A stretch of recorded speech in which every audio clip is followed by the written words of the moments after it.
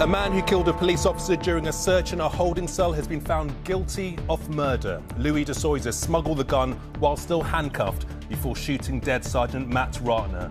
Today, his partner spoke of life without a gentle giant. Whilst the court case has concluded, the constant feeling of grief and loss continues. My love for Matt, my gentle giant, will never end. The court heard how he deliberately fired the weapon without warning, causing a fatal wound to the chest. Also tonight. The Chancellor unveils plans to help struggling mortgage holders, but there will be no government bailouts. Tributes to the victims of the Titan submersible implosion, but tonight it's emerged safety concerns were raised long before the expedition.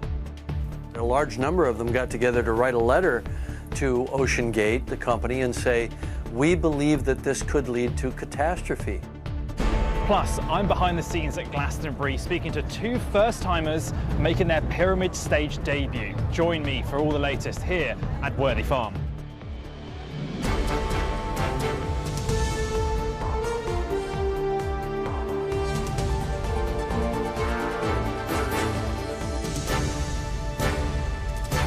This is the ITV Evening News with Gamal Fahnbulleh. Good evening. The man who shot dead a police officer with a gun he'd smuggled into a cell is facing a life term tonight after a jury found him guilty of murder. Custody Sergeant Matt Ratner was attacked inside a police station by 25-year-old Louis de Soysa, who was handcuffed at the time. The court heard de Soysa may have hidden the gun in his armpit as he was arrested in South London. After the verdict, Sergeant Ratner's partner said it was justice for Matt, who died in the line of duty, doing a job he loved. Here's Martha Fairley. The reason is there's a lot of burglaries in this area, OK? Yeah. It's 1:30 in the morning. I don't know who you are. You've probably got a totally legitimate excuse, all right? You okay? This is Louis de Soysa being stopped and searched by a police patrol in South London in the early hours of September the 25th, 2020.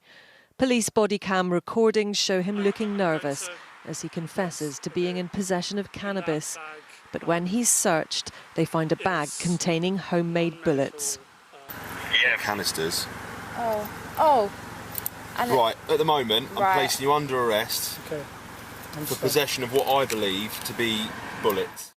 Metropolitan Police Sergeant Matt Ratner was the officer in charge of the custody suite in Croydon that evening. He was just months from retirement after 30 years of service in the job he loved. I'm Matt Ratner, head coach. The 54-year-old was also a dedicated rugby coach, spending his spare time bringing on players at East Grinstead. My name's Matt, I'm the custody officer, I'm in charge. But in the holding cell that night, as de Soysa, still handcuffed, was being searched again, he somehow managed to pull out an antique revolver he'd concealed, firing it 4 times.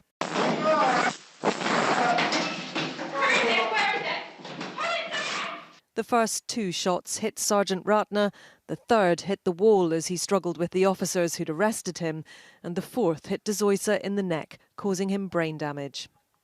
I think the bravery of those 2 officers at that point in time is something that none of us can ever quite put ourselves in that position. I know, having spoken to them, the thoughts about the consequences of they not having found the firearm on the street itself, but going back to search de Soysa again at the police station is something which I'm sure will never leave them.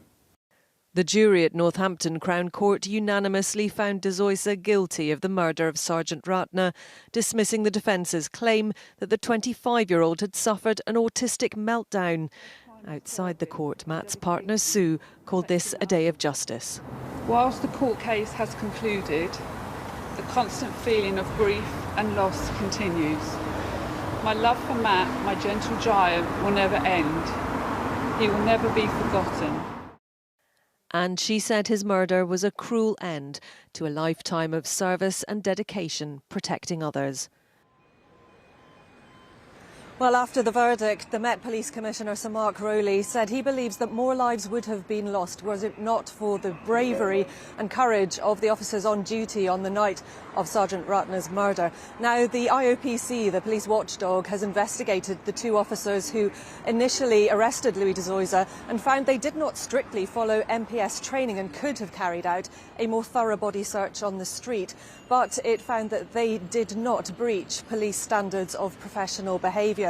The watchdog has also recommended the wider use of search wands, and since Matt Ratner's death, the Met has issued 4,000 handheld metal detectors to frontline officers, vehicles and custody suites, as well as installing its first airport-style scanner in a custody suite in South London. OK, Martha at New Scotland Yard, thank you. Major banks and building societies have promised to offer help to homeowners struggling to pay their mortgages. Borrowers will be able to make lower repayments for up to 6 months, and lenders have agreed to a 12-month delay before starting repossession proceedings.